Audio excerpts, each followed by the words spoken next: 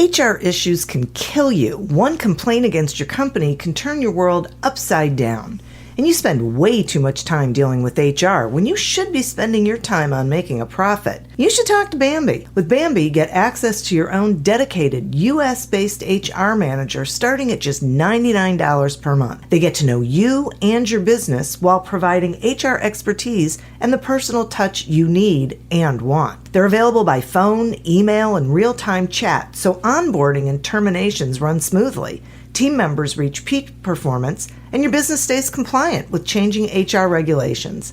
And with Bambee's HR Autopilot, you'll automate important HR practices like setting policies, training, and feedback. HR managers can easily cost $80,000 a year, but Bambee starts at $99 per month. Schedule your free conversation today to see how much Bambee can take off your plate. Go to Bambee.com right now and type in Accelerate under podcast when you sign up. It'll really help the show. Spelled BAM, BEE.com. Bambee.com. Type in Accelerate. Me, but also you. The Pharaoh fast forwards his favorite foreign film, Powder Donut. Okay, what's my line? The only line I see here on the script is get options based on your budget with the Name Your Price tool from Progressive. Oh man, that's a tongue twister, huh? I'm sorry, I'm gonna need a few more minutes. Bulbous Walrus, the Bulbous Walrus. The Name Your Price tool, only from Progressive. The owl ran afoul of the comatose coxswain. Progressive Casualty Insurance Company and affiliates. Price and coverage match limited by state law.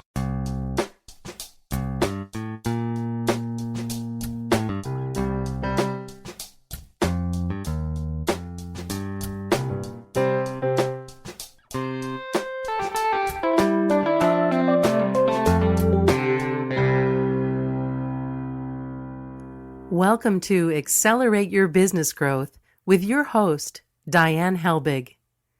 Diane is a leading small business development and leadership coach, author, and speaker who is passionate about sharing valuable ideas, tips, and techniques with business professionals worldwide. Diane brings you the world's experts and gurus in all things business. Whether it's sales, structure, social media, planning, or plateauing, guests bring their expertise and energy to each episode. When growing your business is your focus, Accelerate Your Business Growth is the show to listen to. Got a topic or guest suggestion? Let Diane know. The goal is to make sure you have the information you need to move your business forward. Thanks for joining us. Settle in and enjoy. Hi, everybody. Thanks so much for joining me. Today's podcast is sponsored by Audible.com. Head over to audibletrial.com/businessgrowth to sign up for a free trial and go exploring. And don't just look at the audiobooks, check out all of the other content that's there as well.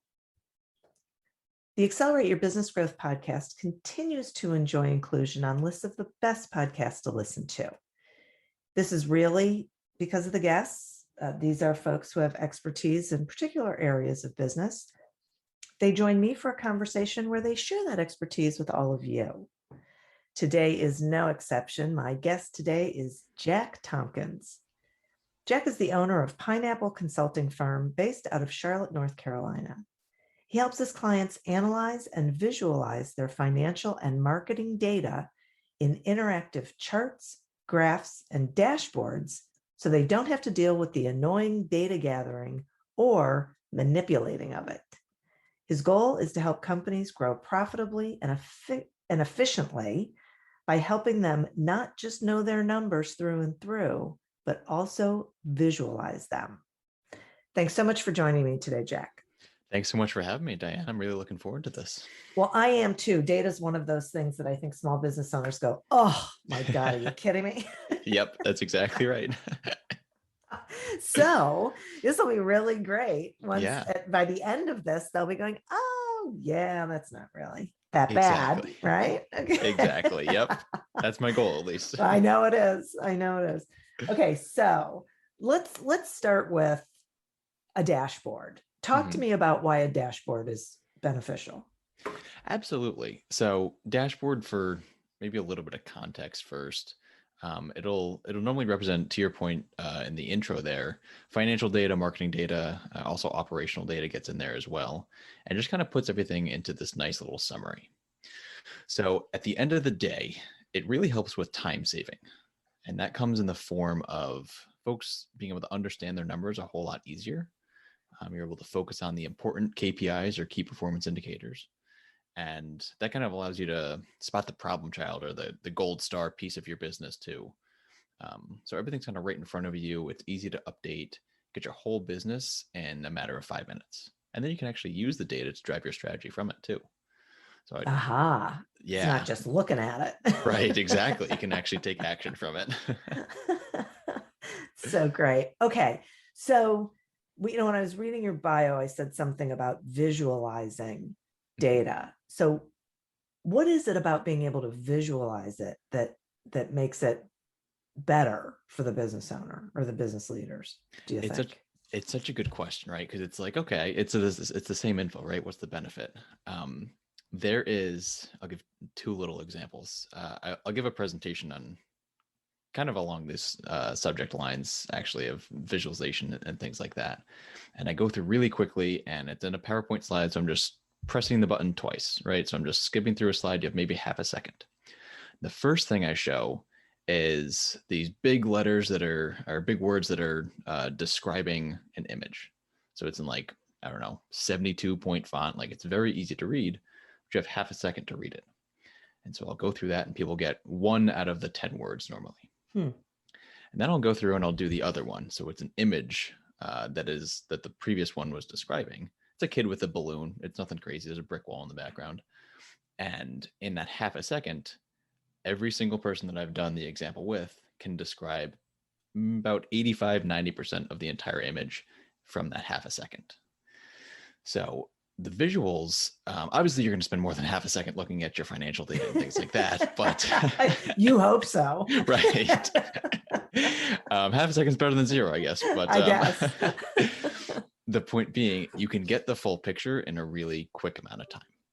So the visuals, comparing like a profit and loss statement, very, very different to see in charts and graphs rather than black and white accounting reports. It kind of makes everything come to life. And a lot of folks who, whether they're financially savvy or not, or like digging into that or not, everybody can understand a big red down arrow means this metric is down.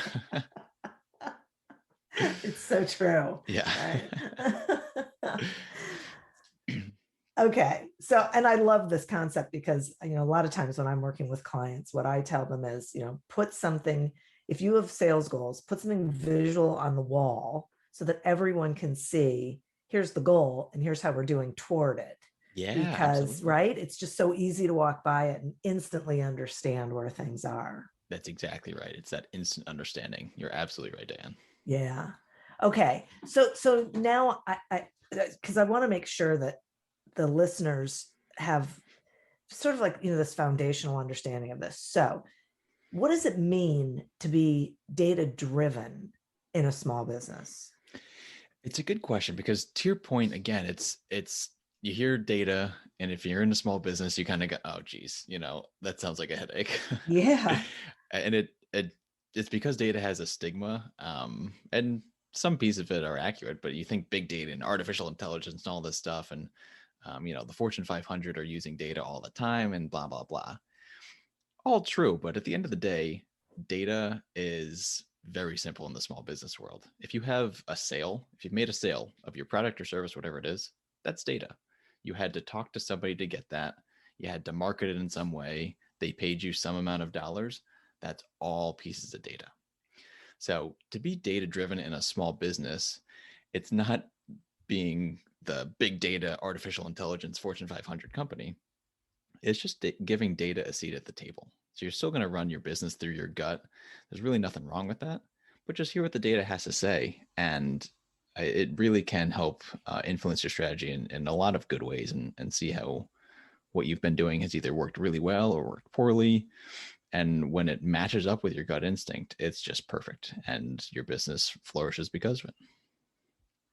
Should I ask what happens when it doesn't match up with your gut instinct? You should, absolutely, because obviously it's not going to be that every time, right? Yeah.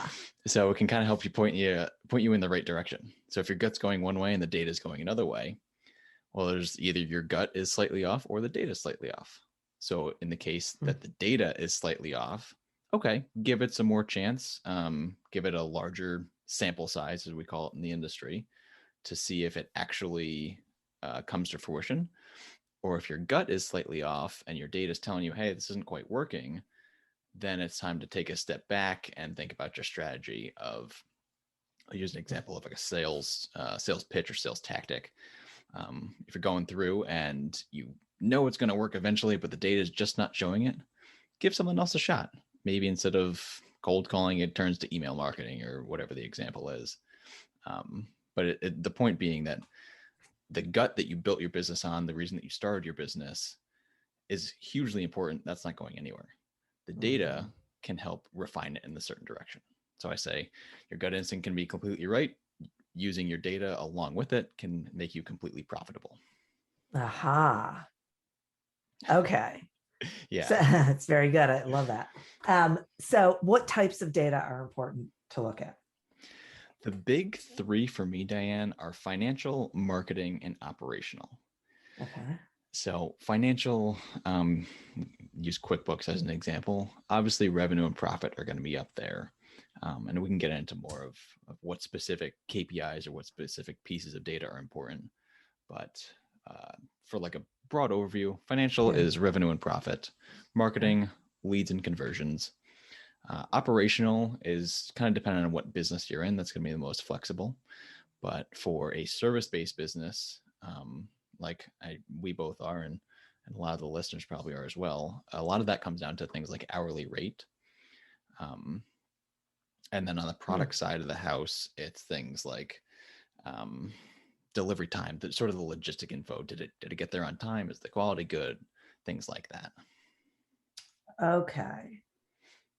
So let's talk about the financial side, the profit and revenue side, because I think a lot what I see happen is a lot of small business owners focus so much on revenue, but not on profit, that they get themselves in situations where they might be selling a lot, but they're not making any money. Right. It's it stinks to see. It really does, because Yeah. you could sell $1 million, and if every time you make another $1,000 sale, you're losing $1,200 on it, something's got to change there. Yeah. So starting with that knowledge of just when I make a sale, what should that be on my bottom line, on my profit? That's a great place to start, because to your point, if sales is not the issue, and profit is, then there needs to be a conversation between the top and the bottom line there. Yeah. And I would guess that, one of the valuable things about the dashboard is that you can see that, right? You can see that, okay, it's not sales. Sales are at or above where we want them. So something else is wrong. Right. Yeah. Huh. Yeah. It's kind of one of those, if you picture a bar graph and the bars keep going up and up and up. And each time, like the wireless bars kind of thing. And if that's your revenue, but on the flip side, if you have profit on that same bar graph and it's going down and down and down, that's going to bring a red flag to your attention. That's going to be right on your dashboard. Right. Because I think so many people, they instantly think we have to sell more. And that's not necessarily the case. So, right. Yeah. So I'm going to take a quick sponsor break, and then I want to ask you some questions about the marketing and KPIs and things. So okay, hang tight. The Accelerate Your Business Growth podcast is happy to be sponsored by audible.com. You probably know that audible.com has thousands of audiobook titles to choose from, but you might not know that they also have Audible originals, which obviously, based on their name, are things you can't get anywhere other than on Audible. Podcasts, guided meditations, and so much more. And they're all in one place. So you can move from one thing to another without having to go into, different platforms and programs. So I love it. I think it's just phenomenal. I think you're going to love it as well. So you can get a free trial by going to audibletrial.com/businessgrowth. Sign up for that trial and then go exploring. Check out the content for yourself. Audiobooks, yep, absolutely, but also the other content that is there for you, and see what resonates. I think you're going to be pleasantly surprised. Today, we're speaking with Jack Tompkins about the value of being data-driven. Okay, so Jack, before we did the sponsor break, we talked about the financial piece of data that is important, and revenue and profit. And I mentioned that, I also wanted to talk about marketing, but will you explain what KPIs are and which ones are important to business owners? Absolutely. It's a good place to start for this conversation too. So a KPI is a key performance indicator. And what it really is, it's a health of your business in a metric, right? So if on the financial side, let's use profit as an example. We'll keep going down that.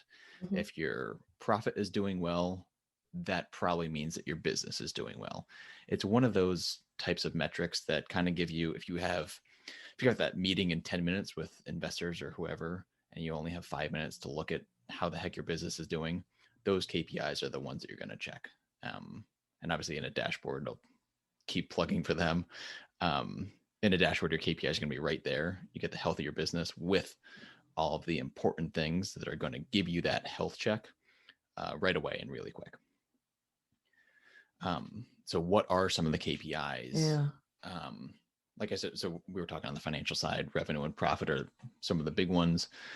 Going maybe one layer deeper, your different revenue sources is one that I like to use. So especially for a product-based business, if you've got 5 different products and one of them is 80% of your revenue, that's fantastic. Next, you would check if that's profitable. And for the one product that you sell, it's only 10% of your business, but it's incredibly profitable. Well, that kind of tells you maybe it's time to maybe invest a little bit more in that if it's so profitable. So it kind of starts that trend of looking at one place, checking the next level down, and then you kind of get all these different questions of, do we want to grow this? Do we want to shrink this? Do we want to focus on profit for this product? Things like that. On the service side, not too much different. It's checking kind of what product or what services you're doing. Something like business coaching versus business consulting. One is probably going to require more time than the other. So your inventory, of course, in a service-based business is very time-based. Yeah. So you get into things like that with that next layer down of the financial KPIs. I could go all day on marketing data. Yeah, so we can keep going, but yeah. Those are the biggies, right? Yeah. That is good. Okay. So are dashboards something people can create on their own? They are, absolutely. Oh.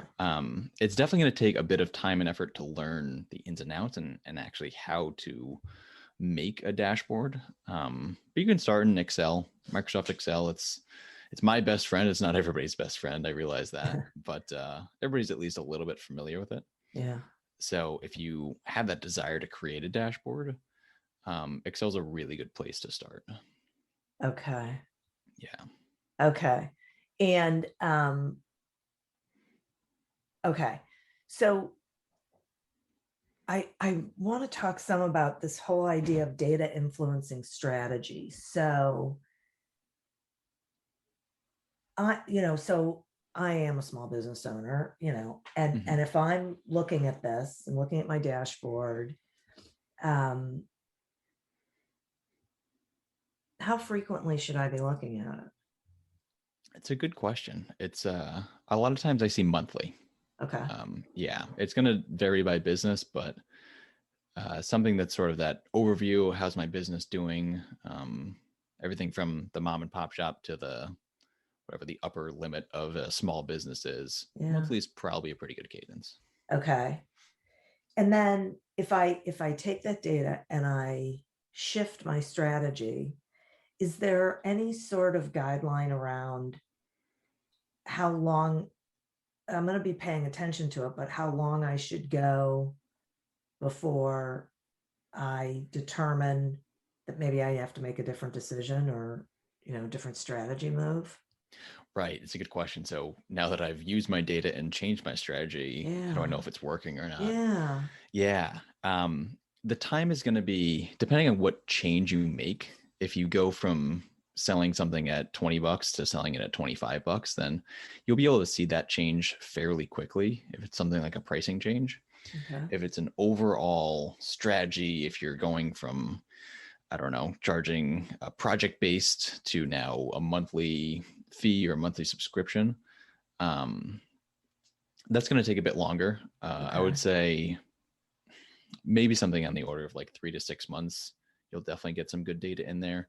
You'll Okay. start seeing it right away. You can kind of get that gut feeling from the beginning, but I would say wait to have enough of a sample size in that 3 to 6 month period to where you can deem it as a success, probable success soon, or something you might need to readjust. Okay. And do you think that like any business owner can look at their dashboard, look at the information, and be able to make decisions fairly easily from that information? Like, are they able to really digest it and say, okay, well, this is what's off. So this is the area that I need to work on. I would say if your dashboard is doing its job, then you should be able to check that out Okay. and get at least a pretty good inkling of where the issue might lie. Okay. Obviously, there could be tons of analysis that goes on behind the scenes, but just for the overall picture, I would say, yeah, if your dashboard's doing its job, anybody should be able to check it out and check out that big down red arrow. Okay. Well, see, now that leads me to another question, because who in an organization should be paying attention to the dashboard? Is it just the owner, or are there other people? I think there are other people. We get into the conversation about different dashboards for different parts of the team, but because there's sales specific dashboards that I've made, and obviously, like we were talking about before, their main goal is to sell, right? So revenue is up, they're doing well. They care probably a little bit less about profit, but Yeah. Owner definitely have a dashboard that gives you the insight that you need, and that could just be the 30,000 foot view. It could be down the weeds. Most of the time, it is that 30,000 foot view for the owner. Something like a CFO, whoever controls the finances, definitely worth having a dashboard for them as well. Because although I guarantee that they will love diving into a P&L statement, and I do too. I'm one of those nerds, but seeing everything and having it, automated updates and things like that, it'll definitely save them some time and be able to present it to the folks who maybe don't want to dive into the P&L statement like they do. Right. So I think the C-suite, whatever it looks like in your small business or even in medium and large businesses, should have definitely access to the dashboard and maybe some specific metrics in there for them too. Okay. All right. Now, okay. And you mentioned different dashboards, for different departments. So that's interesting as well, that everyone doesn't necessarily need to see the whole dashboard, other Right. than the owner necessarily, but different departments could even have their own dashboard, I would think. Yeah, it's funny. It's a fairly big conversation in the data world of it's called data transparency across the organization, really. And does, using the sales example again, does the salesperson need to know, some of the profit metrics or some of the hourly rates or which pieces of marketing are working best? I like to say keep it open to your organization, and so that everybody can see kind of what the other side of the house is doing. But that being said, there are specific things that a salesperson will really want to focus on way more than the operational person who's in the manufacturing plant or something like that.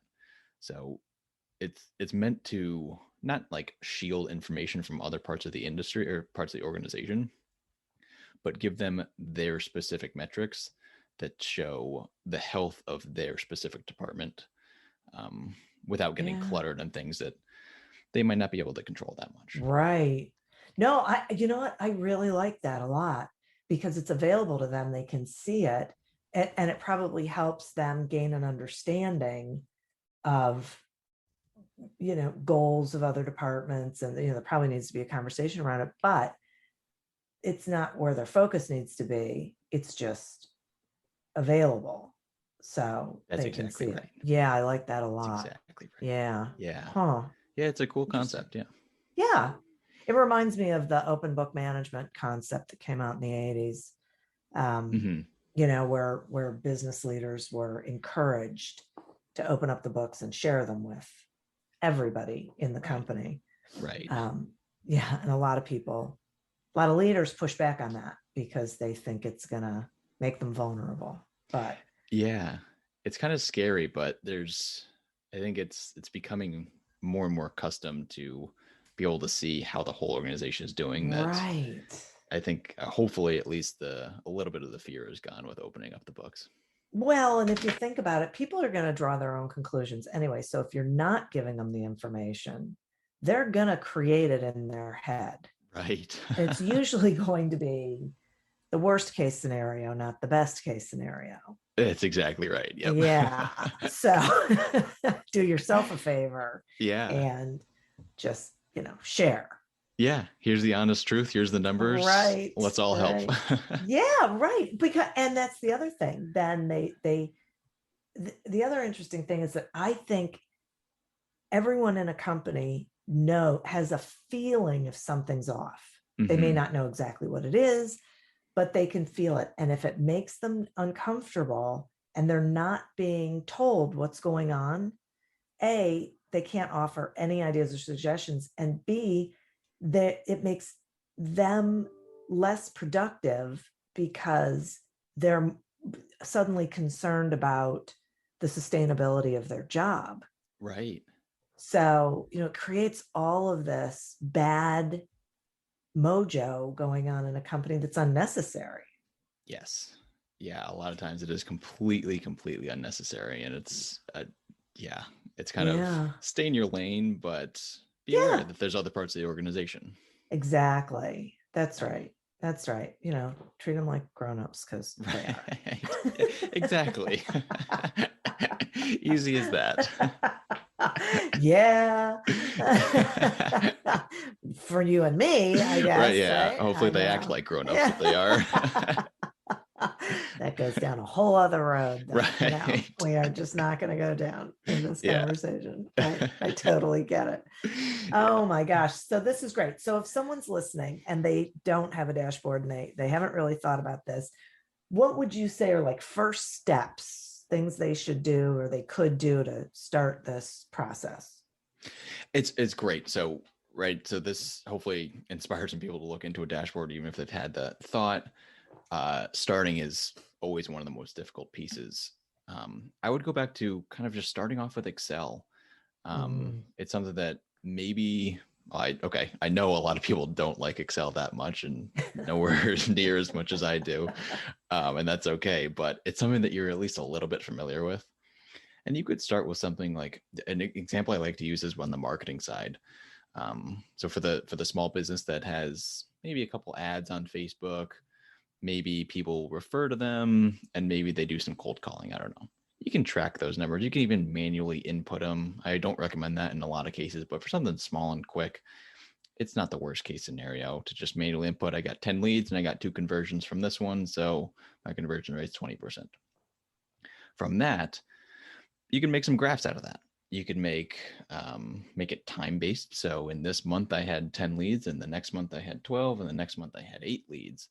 What the heck happened in month 3? I don't know. But you can see that in a nice simple bar graph that Excel pretty much default makes for you. And it kind of gets your feet wet into that idea of seeing trends over time and seeing how certain pieces of, in this case, marketing compare to a prior time period. You can compare to last month, you compare to last year, things like that. So the goal of that is really one, to get your feet wet and actually making some of these graphs and charts and determining the KPIs and stuff. Mhm. The other is to actually make that part of your process of, okay, I'm feeling pretty good about the Facebook ads. Does the data reflect that? Am I actually getting these big clients from it?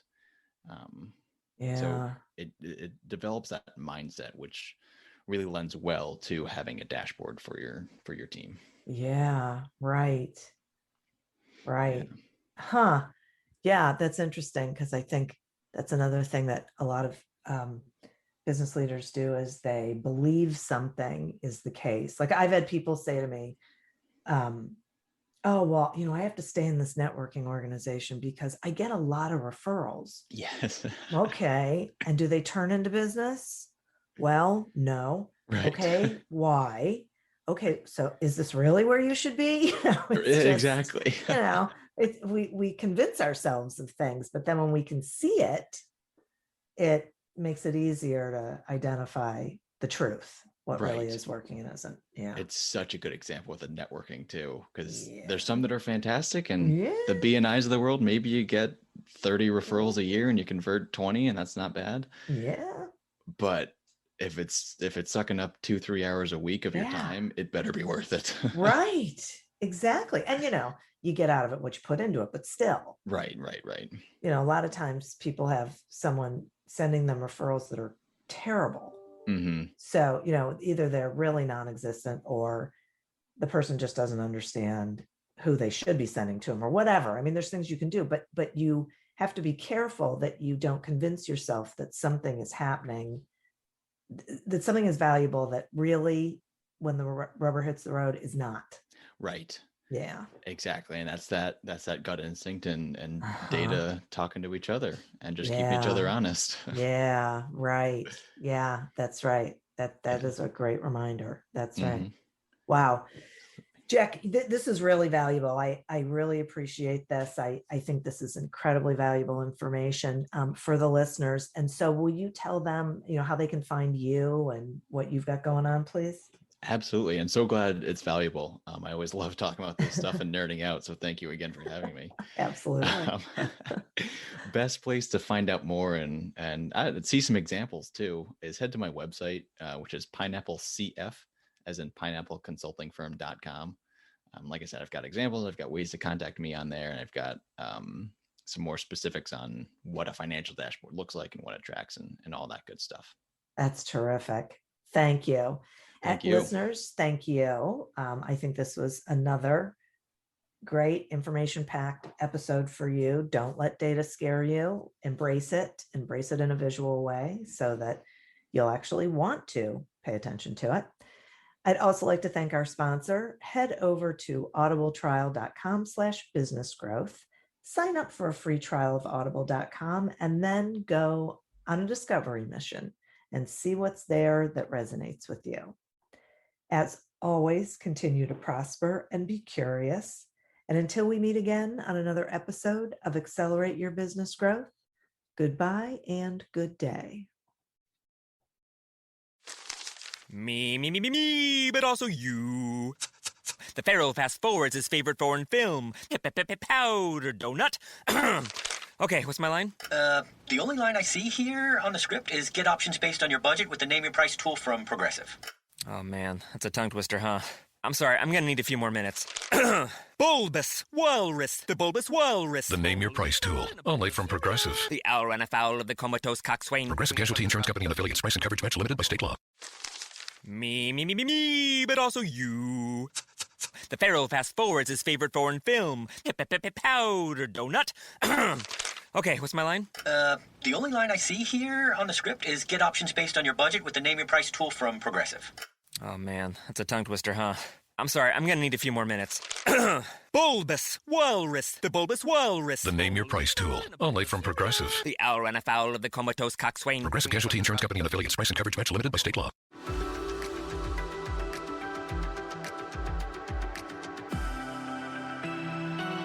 Are you tired of the same old productivity hacks? Have you read the top 20 books on effectiveness, and yet your workdays and email inbox still causing anxiety, burnout, and even depression?